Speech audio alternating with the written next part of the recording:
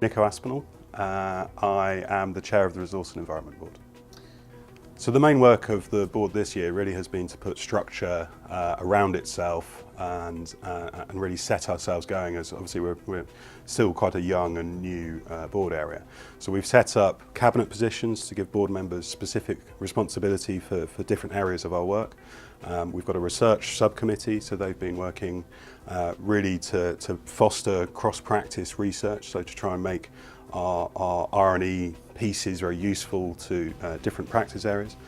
We have an events subcommittee who are looking really to get actuarial speakers, on R&E topics at all the different actuarial events, and also to be looking at external events as well, so making the actuarial voice kind of visible on the R&E topics out there. We have a policy cabinet member who's been very busy this year. Climate change has been such a hot topic, so going out to Paris, thinking about COP21, really trying to make sure that we're heard at that kind of level of international agreement, and we've got great success in that kind of area. We've got a communities area which is very much trying to look at how we bring together actuaries with the content. How do we foster links that people can use? We've got an education area. Obviously there's been work being done on the education strategy, so it's trying to input resource and environment topics into that.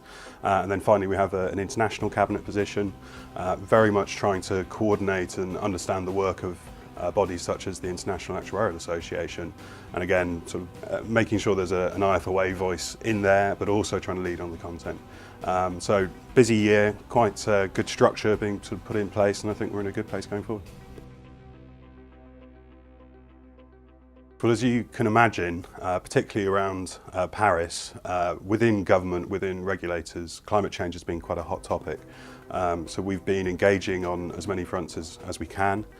So talking to people like DECC, so the Department of Energy and Climate Change, working with the FCO, the Foreign Office, so trying to very much promote the actuarial voice, our position and understanding long-term risk, but also talking to people like the FRC about how do you regulate actuaries in a new field? So touching on a number of different topics. Most recently we've been engaging with the task force on climate related disclosures to sort of say, well, how would actuarial users of this information what influence does that bring to it? So many different fronts, big focus around getting to Paris and trying to make sure that almost the analogy of an insurance company and seeing climate change as being a risk, an ultimate risk, very close collaboration with the risk board on that as well. So a number of different engagement points. Working across practices is really one of the most important parts of our strategy. We're still a young board, we're still quite a small practice area. There's very few actuaries who are truly resource and environment actuaries. So trying to find initiatives that can pull in pensions actuaries, life actuaries, general insurance actuaries to talk about the R&E topic it is very important to us. So we've been doing quite a lot of work to say, well, why is this topic relevant to different actuarial practice areas? So very much focusing on professional liability. If you're not advising your clients about climate change, by the way, everyone else is kind of aware of this in the real world. So is there a gap? Is there a risk there that something happens in the market, something happens in regulation and your clients are left high and dry? So I'm trying very much to promote that kind of topic. We held an event in April talking about directors' liability and climate change, dragging in a number of different external speakers, so a QC, a lawyer talking about climate liability, and really bringing that back to actuaries and saying, well, look, this is something your clients are going to face. The winds of change are coming, so how do you prep them for that? So we've been going around to all the different board areas, the board meetings, to say, we are the R&E board, this is what we can bring to you. We'd love to kind of work on collaborative ventures. We have the research subcommittee very much trying to get topics which are shared topics. So we've got 2 working parties in pensions at the moment. Our general insurance working party, the climate change working party, is just about to report to Gyro. So that has a report very much looking at not just the impacts on insurance premiums and thinking about what is insured, but also capital markets, quite how they're going to be affected. So that should be reporting towards the end of the year. and then working with the Finance and Investment Board to talk about ESG topics, and hoping to set up collaborative research with all the other practice areas. So it's actually one of our main points of engagement, is trying to do cross-practice work, and see that kind of actuarial R&E message getting pushed out. So research is such an important area, obviously as a new practice area, a topic that actuaries haven't really grappled with before. It's really important that we can produce the evidence for actuaries to go and take on and use. So our research subcommittee has been doing some great work in terms of driving that kind of thought leadership piece, very much trying to promote that topic through working parties and really raise the flag of resource and environment issues. But more importantly, I think across the structure of the practice, inputting into things like the Research and Thought Leadership Committee, so making sure that resource and environment issues are considered there for funding at universities, trying to get sort of big flagship projects that way. We're setting up a systems thinking workshop later in the year, which is very much about saying, well, the analytical approach of having like a mathematical solution can only take you so far. Some of these problems are so complex, they don't resolve down into equations. So we need different modes of thinking for these problems, and we think that's probably quite helpful across the practice area, across the whole of the actuarial profession. Just that kind of challenge of having two modes of thinking and trying to ask actuaries to be able to do both. And then finally, we've been very keen to appoint what's called a heterodox economist onto the research subcommittee. That's really someone who looks at neoclassical economics, which is the prevailing kind of economic model, and says, well, there are some challenges here. We think identifying those challenges, kind of working through the actuarial view on those challenges and providing solutions is a really important function for us. So that's something which is probably 3 months old now, and we're really hoping that next session we'll see good stuff from. It's a very complex environment when you look outside the actuarial profession on climate change topics, sustainability topics. There are a huge number of different bodies out there. I think what we try to do is, first off, be different. We are not a pressure group, trying to have a sort of one issue topic. We are actuaries. We've got a long-term, risk perspective to bring to those guys.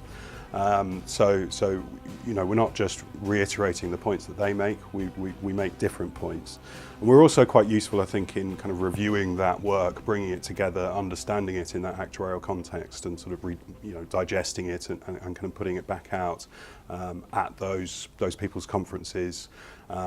Helping them to promote their work on policy, reviewing and editing that kind of piece.